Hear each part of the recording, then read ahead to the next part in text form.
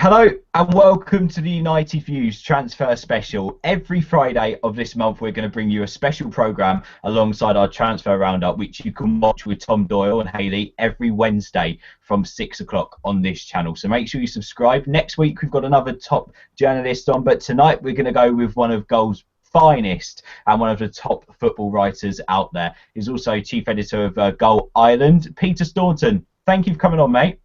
No problem at all, Ben. Happy to be here. Brilliant, and it's going to be great to talk to you about transfers. I don't know about you, but my Twitter has been going mental ever since we announced you coming on. So many different names. Footballers I've never heard of before have been tweeted to me. Can you ask Peter if they're joining United? But there's only one place to start, and that's the breaking news from this week. And Victor Valdez has signed an 18-month contract with the club. Peter, did you see this one coming? Yeah, I mean, ever since Valdez went there on trial, it's been heavily hinted that there would be a deal done behind the scenes once he proves his fitness. You know, he's a top-class goalkeeper. Spain international, probably would have been Spain's #1 for 10 years were it not for Iker Casillas, and has hugely decorated goalkeeper at Barcelona. And of course, the only matter is, you know, where that now leaves David De Gea. I don't think a goalkeeper of Victor Valdez's stature has come to Manchester United to sit on the bench long term. He could have had his pick of any club in Europe. Coming off his injury. So for me, the worrying thing for United fans is it drops a big hint in the direction of David De Gea wrapping it up at Manchester United and probably heading back to Spain with Real Madrid. Do you reckon that is a possibility though? Because I've seen some reports today as well that De Gea is close to signing a new contract. I mean, from your side and from what you know, do you know if there are contract talks or? Well, the extent of the contract talks at the moment are that United want him to sign a new contract. We know that there's 18 months roughly running on that deal. It runs out in the summer of 2016, which means that if United are going to, you know, let his contract run down, it will severely affect his valuation. The indications that we have at the moment are that De Gea doesn't want to sign a new contract. And as such, United would be well advised probably to cash in while the price is high in the summertime. So although his form has been so good this season and he's, you know, managed to win games and for United on his own and managed to take points where they shouldn't have had points on his own, they might have to kiss goodbye all that in the summer because, yeah, the indications that we have are the new contract won't be signed.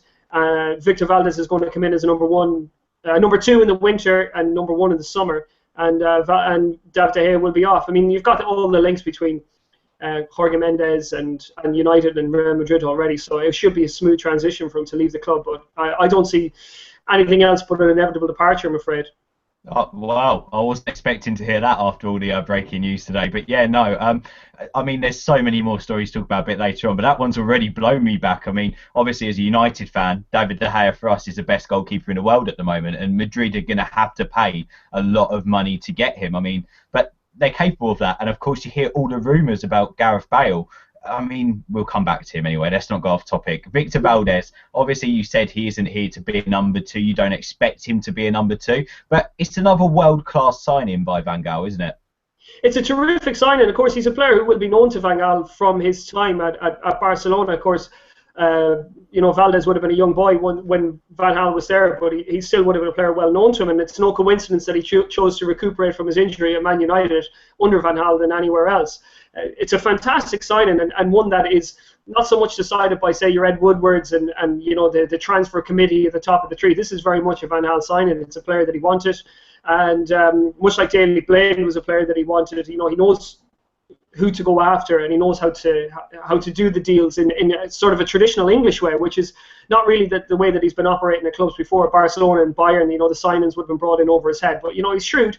He's managed to get a good goalkeeper for free. It's a relatively risk-free investment, of course, provided that need stands up to the scrutiny over the latter part of the season. But he's not going to play so much between now and the end of the season. Of course, there's no European campaign to test him in. There's no League Cup campaign to test him in. So, you know, De Gea is going to be number 1 till the end of the season for sure. But after that, I think Valdez will be taking over. It's a hard one, isn't it? Because also, as a United fan, we want to see Valdez play as well. I mean, a world-class signing, as you said. Hello to Matt, Chris, and Fred, who are all on the chat box. If you want to ask Peter a story this evening, you can do. Peter, he knows what he's talking about. He doesn't just say random rubbish like some of the IndyCar guys. He works for Goal, and he's a top reporter who's well respected as well. So if you want to ask him any questions about any transfers at all, comment in the comment box on our YouTube page by just subscribing, or tweet us at the United View, and we'll get your question to him before 8:30 this evening. Peter, some more breaking news. Well, yesterday was Michael Keane, a young United centre-back, has left United to join Burnley. Some of the rumoured fees, very cheap, 2 million, 3 million. For such a prospect, I mean, a few seasons ago, we were talking about him being the next Rio Ferdinand. I mean, is that a risk to let go? Look, it's always a risk to let go. I mean, for me, Danny Welbeck was cheap, leaving for 16 million. But, you know, if there's no space in the squad, then you got to let players move on and develop elsewhere. And, you know, what Van Gaal has proven since he's come to the club is that, you know, he's very much continuing that United tradition of bringing players through. If they're good enough, they will play. He's persistent with James Wilson, for example. He's brought in Tyler Blackett and Paddy McNair into the back line. So if they're good enough, they will play. They will get their chances. And it's a case of, you know, Mike Keane finding his level. I think, you know, he's went to Burnley. He's done a decent job at Burnley so far. He's gone straight into their team. You know, he's covering injuries there for Michael Duff, and you know, I think he's started something like 10 matches since he's gone there. So clearly, Sean Dyche rates him higher, or it's probably the wrong thing to say, but he's a better fit for a Sean Dyche team than he is for a Louis van Gaal team at this stage of his career. And you know, if it's a case of, you know, he does develop into an England level centre back, then I'm sure United have no problem doing a deal to bring him back into the club. But at this stage, he's extra. He's surplus to requirements. He'd be one player too many at Old Trafford. He's been on loan for, you know, God knows how many years so far, 2-3 years. So, you know, it's not, for me, it's not really a risk. It puts more money in the club's coffers, and you know, they're free to pick Blackett and McNair as they see fit. Yeah, I was going to say, and put the weird question to you, what you've just said then, really. I think 2 million is really cheap for Michael Keane. So do you reckon there is a cheeky little buyback clause in there somewhere? Well, whether an official clause exists or not, but there could be a gentleman's agreement to it. But very, very rarely do the big clubs enter in these deals without, you know, for emerging talent like that, without a buyback clause existing in there. And, you know, we have seen players go and come back before. Probably the biggest example of that is Emmanuel Matic, who went to Benfica for, you know, hardly any money at all, maybe 5 million, and then went back to Chelsea for about 25. So, you know, if Keane does develop into an England level centre back, then United will have no problem doing the deal to bring him back. But at this stage of his career, he's a Burnley player. He's not a Man United player. Yeah, which is completely true. And somebody who's a Dortmund player, Matt Hummels, looks like he might even stay as a Dortmund player, despite reports. Peter, a lot of links and speculation, apparently bits and pieces from his father and agent coming out as well on Sky Sports. However, they are old quotes from what I read on Sky Sports. They weren't new from what I saw anyway. Do you know where this is going? Is this going towards a summer transfer, or could it be done in January? It definitely won't be a winter transfer, that's for sure. Hummels is on the record, you know, since the start of the season. He's as a world champion, you know, he gets asked these questions so often, and certainly the indications he's given in the press are that he's happy at Dortmund. If he ever wants to move, it'll be into an overseas team, but he's not looking for that challenge right at this stage of his career. And you know, he was asked during the winter break about the future of Jurgen Klopp, who's, you know, endured a terrible start to the season in the Bundesliga. I think they're second bottom and involved in a relegation battle. And he was asked about Klopp's future, and his comments were pretty much, look, we got ourselves into this mess. We've been pathetic. We're going to get ourselves out of the mess. He didn't expect Klopp to leave. He certainly didn't indicate that Marco Reus himself would leave. So I think at least until the end of the season, he's going to be a Borussia Dortmund player. We do know that United have been in for Hummels. He's going to go for big money when he does go. But you know, at this stage of the season, what is a terrible season for Dortmund, there's no way they're going to be selling their captain overseas. Absolutely no way. Look, he's got a contract until 2017. He's one of the highest. He probably is the highest paid player at Dortmund at this stage, along with Marco Reus. Unlike Mario Götze, who was at Dortmund and went to Bayern Munich with a release clause, Hummels doesn't have a release clause in this contract. And as we've heard from his father already. Go on, what was that? Sorry, Peter. I was just going to say, what happens if United offer, say, 35 million?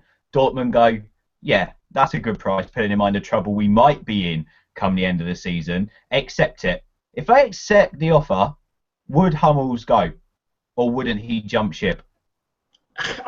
To be honest, look, for 35 million, I would expect that Hummels will go for more than that, to be honest. And it's very much the seller's market when it comes to centre backs these days. You know, you could count on one hand the number of elite centre backs that are out there that the big clubs are fighting for, and Hummels is certainly among that number. So 35 million for Hummels would be cheap. He's young, he's 25, 26 years of age, Germany international, Dortmund captain, World Cup winner, loads of experience in the Champions League.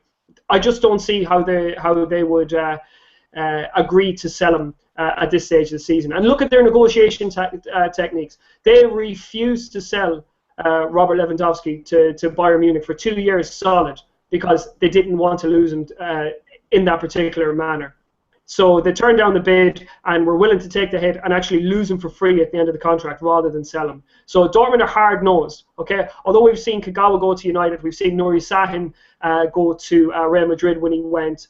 Obviously, we've seen Lewandowski go on the free. We've seen Mario Götze also leave for big money. But they only sell when they have to. This season, they could be forced to sell maybe one or two more than they would like, because their modus operandi is to qualify for the Champions League, and through that they're earning about 40 million euros every season. Now, if they don't get to the Champions League this season, then it would leave them in a position where they need to make up not only the money that they need to spend on their own transfers, but they also need to make up that Champions League shortfall as well. So come the end of the season, if they're still in that position, they could lose Royce, they could lose Hummels, they could lose both. But in the January transfer window, look, I don't see them moving. No. No, well, that's fair enough. And I mean, another defender who I personally don't expect to leave their club this January is Rafael Varane. Now, a lot of rumours going around about the young Madrid centre-back that Madrid are saying he's at surplus to requirements. He doesn't want to sit on the bench. He wants to play more football. I thought he was brilliant against Atletico Madrid, and I question why Madrid would ever think about losing him at his age, especially. Do you know anything about that? I'm not privy to too many of the inside lines on Varane's situation, but there's no smoke without fire, and the very fact that Arsenal have been linked and Manchester United have been linked means that it depends on what end this story is coming from. What we do know is that the situation in Madrid, the transfer narratives are largely driven by Marca. They're largely driven by the Madrid-based media, and usually it's there's advisors, there's agents, there's all sorts of vested interests in these players who leak stories here and there out to Marca to make sure that their players, their players' interests are being looked after. So it could be a case that somebody is unhappy at Madrid with the pressure that Varane is put and say Pepe under, and this story goes that Varane is available for transfer. All to do with maybe to unsettle Varane and maybe make him think that Madrid don't prize him as highly as they do. But look, there's a reason why Madrid fought so hard to take Varane in the first place. And he's still a young boy. Was he 21 years of age or so? Pepe's not going to go on forever. And provided he's patient for the next transfer, for this transfer window, or maybe one more, look, he's going to be the leader of that Madrid defence for the next 15 years for sure. He's a hugely composed centre back. I watched him up close and personal in the Club World Cup in Morocco, and his reading of the game is exceptional. He's got great pace, and like we said about Hummels, there's elite centre backs that are in such short demand these days that when clubs have them, I don't see them giving them up so easily. And Varane is another one in that category. I don't see him moving away from Madrid in this transfer window. Well, talking about Hummels and Varane, they don't both look likely, to be honest. But there are other defenders out there. Obviously, Ron Vlaar, there's no chance we're going to get him now. He's out for 6 weeks. It's pointless going for him now in this window. But is there any centre-backs, any defenders, which realistically we could see signing for United this January? No, I don't think so. I think Ron Vlaar could have been a goer last summer. His stock was high. He had a brilliant World Cup. He would have been available for a relatively cheap sum. But Vlaar has proven to do what he's done for the past few seasons at Aston Villa. He goes on a run of 2 or 3 games. Villa look fairly solid at the back with him and the team, and then he's out again with injuries. He just can't keep himself fit. So a player like that, I think, is of absolutely zero use to Man United because they've got enough defenders who get injured all the time. Now, they did make their sign of a centre back last summer, obviously, in Marcus Rojo, who's, for me, I think in the games he's played for United, he's looked reasonably assured. Obviously, he needs more football and he needs to develop just better relationships with the defenders around him and calm down a little bit on the ball. But he's moving in the right direction, and you see the development, I think, in Phil Jones's game as well. And Van Gaal is very much he's a coach, more so than a wheeler dealer, than a transfer maker. United made a signing of 6-7 players last summer, and they've only been able to count on sort of 2 or 3 of them at any one time, which means for the entire first half of the season, United are playing with a team that was ill-equipped to challenge for the Champions League last season and ended up getting David Moyes the sack. And now here they are fighting for, they're sitting prettily in the Champions League position, and people are even talking about, a title race. And, you look at players like Ashley Young, you look at players like Michael Carrick, you look at Tyler Blackett and Paddy McNair, who are already at the club as well. Louis van Gaal is these guys playing individually a lot better than they were playing last season. He's a great improver of talent. And, at one stage, Phil Jones was a £20 million centre-back, yeah? And at one stage, Chris Smalling was a £12 million centre-back. Now, Van Gaal is the type of coach to look at those guys and go, right, okay, so there's a £20 million player in here. And he'll make that £20 million player come back out. So, rather than looking around and coveting defenders that are on the books elsewhere, Van Gaal is very much a believer in, okay, these are the tools at my disposal, and this is what I'm going to make of them. And then if there's improvements that do need to be made to take the team to the next level, Di Maria's, for example, then he will go and do those deals. But I think he'd be quite happy, getting clean sheets from the defending staff that are already on his books. So, just quickly, away from transfers, yes or no, by the way, because you've just mentioned it, I just want to hear your view. Are United in the title race? Well, they are in the title race because, they're the third place team, and Chelsea have dropped points in places where they shouldn't be dropping points. We know United have dropped places in places they shouldn't have dropped points too. But look at who United have to come back, and if they go on another run of results like they had, was it 6 wins in a row, which is hugely impressive for a team that were missing so many players. They go on a run like that again in the second half of the season, then City are going to be looking over their shoulders, Chelsea are going to be looking over their shoulders, and who knows what can happen. So I would say at this stage, yeah, they're more in the title race there than Arsenal and Liverpool are, that's for sure. I still think that Chelsea and City will end up as the top 2 at this stage, but yeah, United will push them all the way. Well, let's talk about another rumour that's kind of come out of nowhere this morning, and that's Gareth Bale. There's been plenty of reports before about 150 million on the table. However, now plenty more outlets reporting it after the Valdez signing, saying he will be the next big one if there is one. Where do Golf stand on this? Where do you stand on this? Gareth Bale, obviously, we could pay 150 million, but would we? Would he come? Gareth Bale wants to stay at Real Madrid. He's in the team. He's happy with his football. I spoke to him at the Club World Cup, and he told me that, exactly that. He's happy playing for Real Madrid. He's happy having such high-level teammates. He's happy challenging for trophies. He's a Champions League winner. And he's an important player at Madrid. There's no reason on a personal level or a professional level for Bale to throw in the towel at Madrid right now.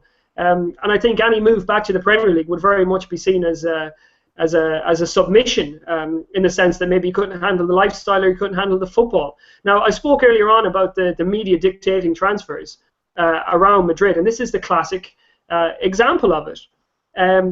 The next big thing at Real Madrid is James Rodriguez. We realise that. Now, James Rodriguez has had to play in deep midfield. He's had to play, when he's playing in the attacking role, he's had to replace Gareth Bale on that side of the attack. And there's a big sort of Bale-shaped shadow looming over James Rodriguez's big coming out party at Real Madrid. Now, consequently, stories have been put into the press in Spain linking Bale with a move back to Britain. Now, as far as we're aware, there's nothing in those stories. United aren't in for Bale as such, and neither does Bale want to go back. more it's mischief making on behalf of the press within Madrid, trying to agitate Bale and trying to make the Madrid going public see that perhaps Madrid is best served with having Rodriguez in the team instead of Bale. So long as he keeps his head down, Gareth Bale, scores those important goals like he did in the Copa del Rey, like he scored in the Champions League final, like he scored in the Club World Cup, then I think he'll be staying there for the long term. Now, what I do know is that within Real Madrid, within the Real Madrid support, and certainly around the Real Madrid press, that the journalists that cover Real Madrid on a regular basis, they think that Bale has we would say, a football IQ problem, that they view him as an athlete rather than a footballer, and that they think that when the ball reaches Bale at certain stages of the Madrid attack, it breaks down because he's not as comfortable in deciding what should be done with the ball, the same way that a Di Maria was when he was there, or the likes of Toni Kroos and Ronaldo are right about now. They think that Bale relies on his pace and his physicality to go past people and bash one into the top corner. So what could end up happening is once Rodriguez occupies a spot further up in the field, then Gareth Bale could actually become a £100 million left back and replace Marcelo in the side. So they would end up with two centre-backs, one of which would be Varane, the other which would be Sergio Ramos, end up with Dani Carvajal as right-back, and then they would actually go and play Gareth Bale as left-back. Now, Madrid aren't going to write off their £100 million signing straight away. So I would say it's probably more likely that it's probably the likeliest solution is that Bale stays where he is on the right side of the attack, continues to do well for Real Madrid. The second most likely solution is that he goes to left back, and then the third most likely is that he leaves, and I just don't see it happen. No, and that would be the last solution as well, wouldn't it, for Bale to leave? I mean, it would just be silly, wouldn't it, for Madrid to let him go? Another player, maybe our most realistic transfer of this month, would be Kevin Strootman, wouldn't it? A lot of reports, again, obviously, Van Gaal is a massive admirer of Kevin Strootman. However, there doesn't seem to be any truth in any report that I've actually read about us making an offer or there being an agreement. Is there any truth in it? Could it happen this January? It could have happened last summer. Had he not got injured before the World Cup, had Van Gaal been confirmed before the World Cup, then maybe you would have seen a situation where Van Gaal says to United, I'll come and manage the team, but bring Kevin Strootman and we'll work it out that way. That didn't happen. So, if it wasn't for that injury, then yeah, we could be looking at Kevin Strootman as a Man United player. However, that injury has complicated things, because we do know that United liked the player. We do know Van Gaal likes the player. And but the likelihood is that if he does move on from Roma, he will do so in the summer, or maybe even the summer after that.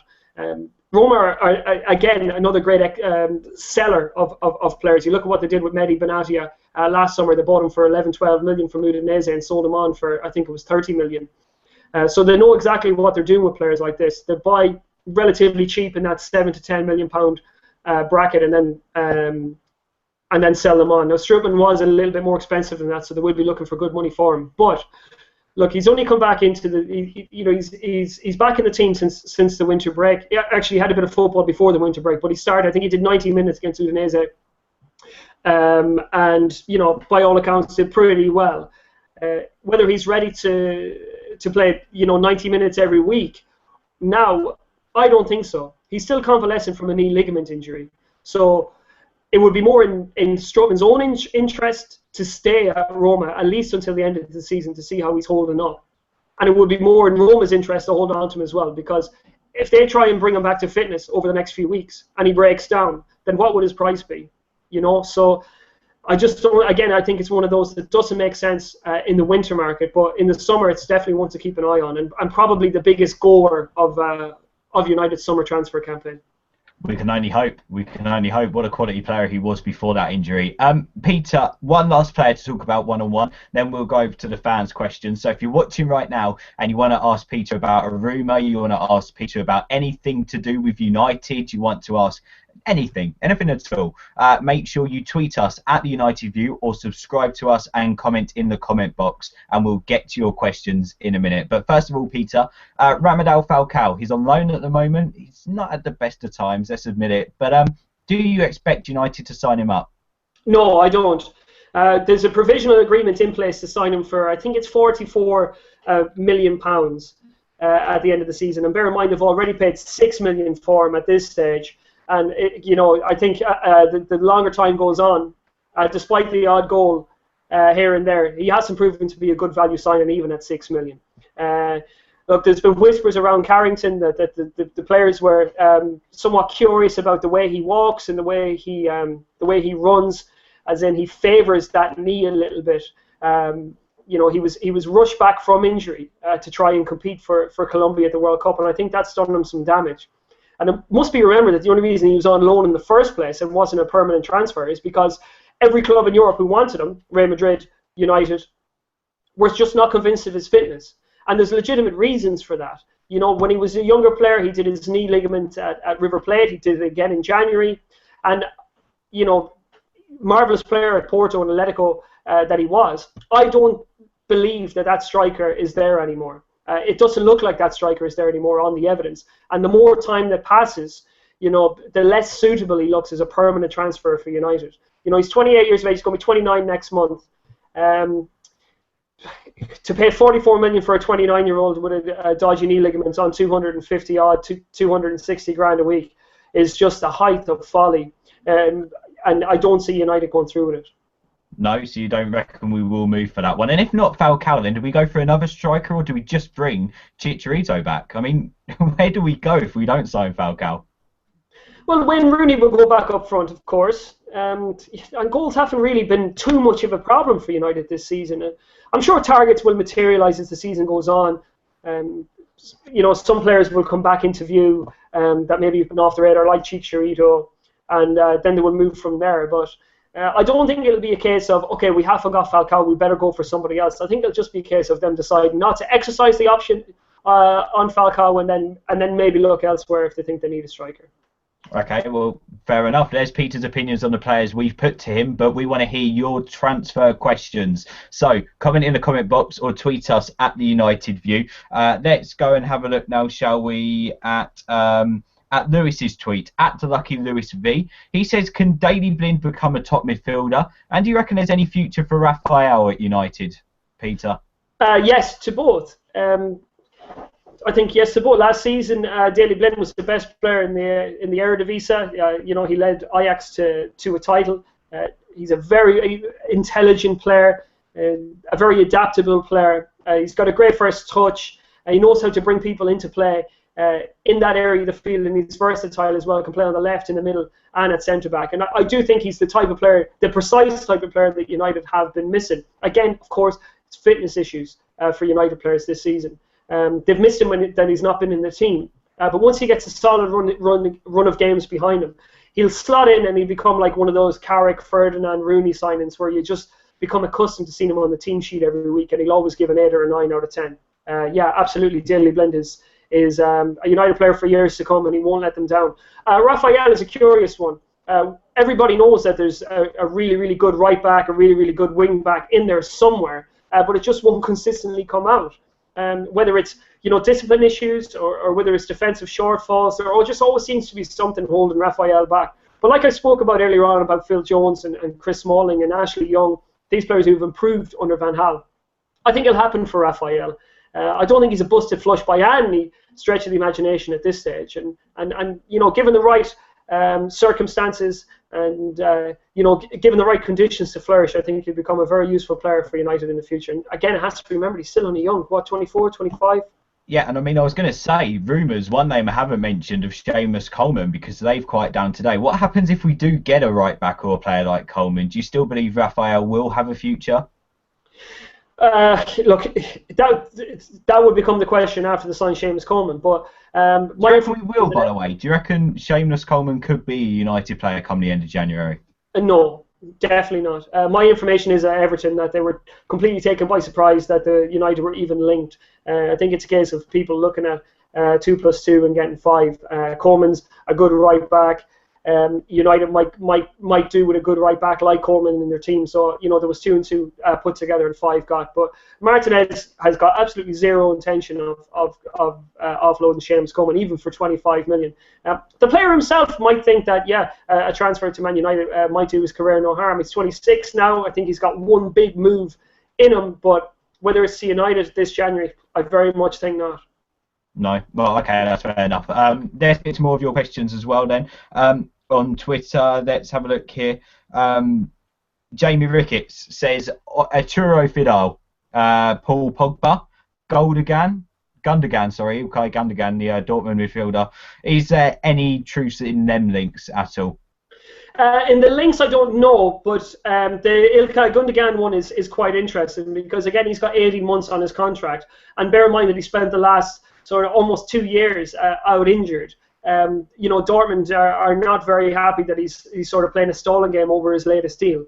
They want him to sign a new deal, and they want him to do it pretty soon, or else they've told him that they will perhaps listen to bids in the winter transfer window. Now, again, you're talking about a player, a full international in his prime, who would probably get into most teams in the world. So, United would be in the shake-up for that signing if Gundogan was going to become available. But again, I don't think they would be absolutely front of the queue. They've got no legitimate right to be. I mean, they're not in the Champions League at the moment, so players will be looking at that and thinking there's more attractive prospects elsewhere. So for Gundogan, not so sure. Pogba, well, the one that got away. I saw a report this week saying that Pogba is the fifth most valuable player on earth, which tells you just quite the mistake that Ferguson made when he let Pogba go. United crying out for a centre midfield player since. I think the player himself, after the way he was treated by United, would have reservations about heading back there. It's probably more likely that when he does move on from Juventus, because it is when and not if, good players don't stay in Italy that long anymore.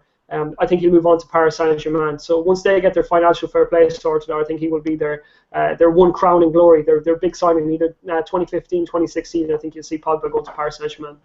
Okay, fair enough. One other quickly, I just want to say, for a few people who've just been watching, we've been tweeting during the show, and we tweeted about, obviously, the Valdez and De Gea story, which you shared with me. Any chance you could quickly recap that for the people who weren't watching? So Valdez is signed now. You don't expect him to be number one till the end of the season, but then you expect De Gea to go. Is that correct? Yeah, that would be my assessment of the situation. Victor Valdez, he's a highly accomplished goalkeeper. He hasn't come to sit on the bench. And, the indications are, that David De Gea, who hasn't signed a new deal as yet, obviously, he's out of contract, I think it's 2016. Doesn't look like he's going to sign a new one at this stage of the conversation. So if that remains the case, obviously I'm going to caveat this because obviously I'm not telling you that David De Gea is definitively leaving in the summer. But as things stand, what it looks like is that De Gea won't sign a new contract. United will cash in the summer, and Victor Valdez will take over as number one. That's fair enough. Everyone has their own reservations, don't they? Everyone has their own opinion. I can't see Valdez being a number two as well, which does worry me a lot. Mark Truman says, what about the ongoing drama surrounding Messi and Barcelona? What's your take on that, Peter? And any chance for United to get in there?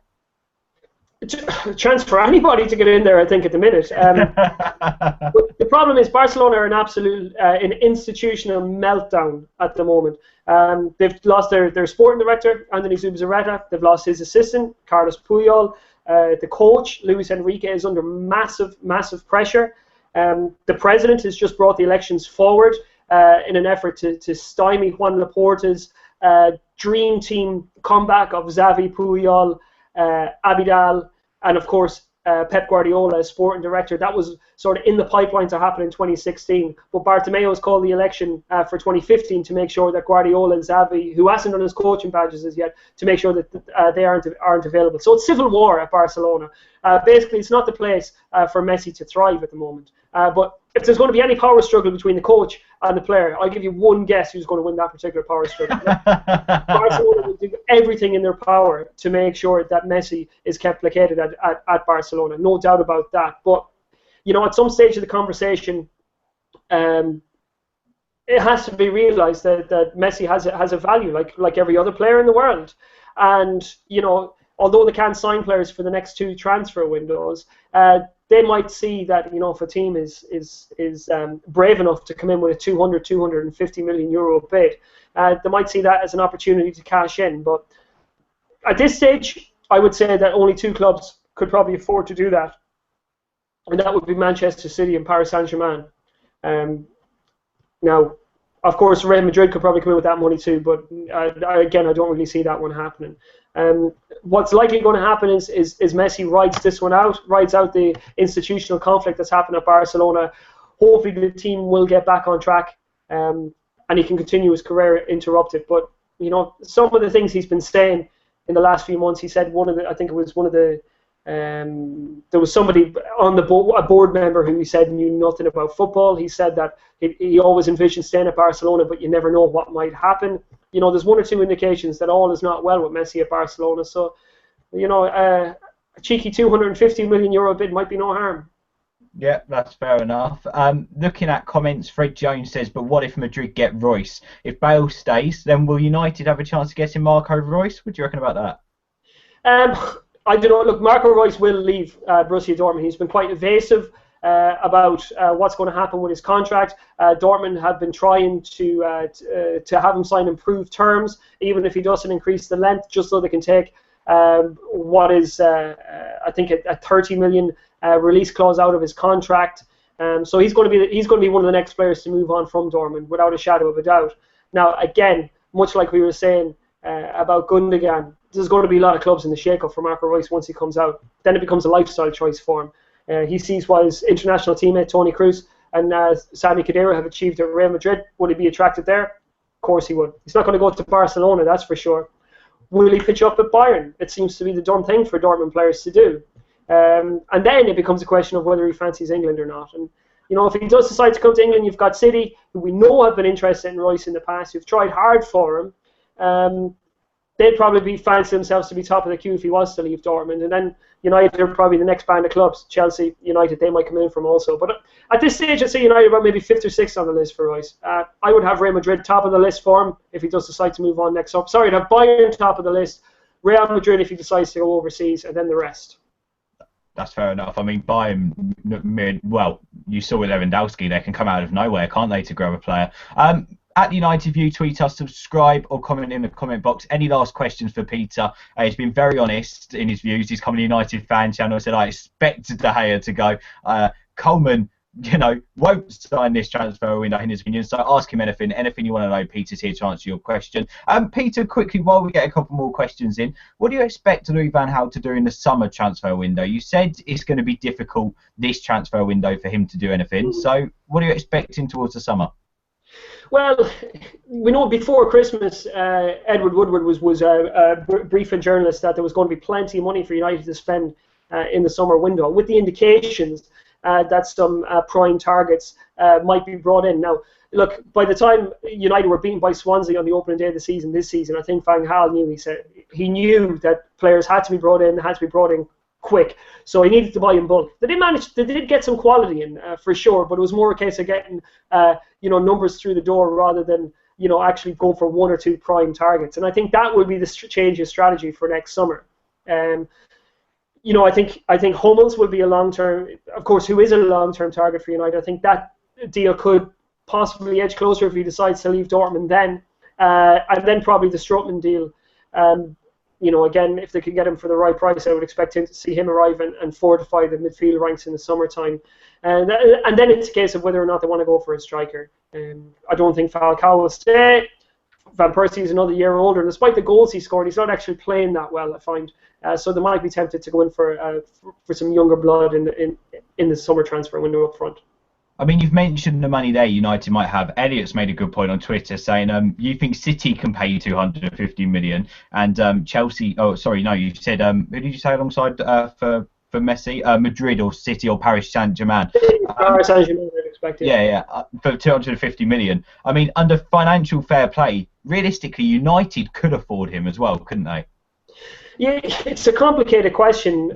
It's probably all to do with their sponsorship deals and whatnot. But yeah, United would be at the they'd be up alongside there with Barcelona, who can't sign players obviously, but they're up alongside your Barças, your Bayerns, and your Real Madrids, who can cover the outgoings with their commercial income, with their broadcasting income, with their sponsorships. It should be no problem for a team like United if the deal needed to be done, to go and do it. But again, it looks like a very long shot for Messi to go to United.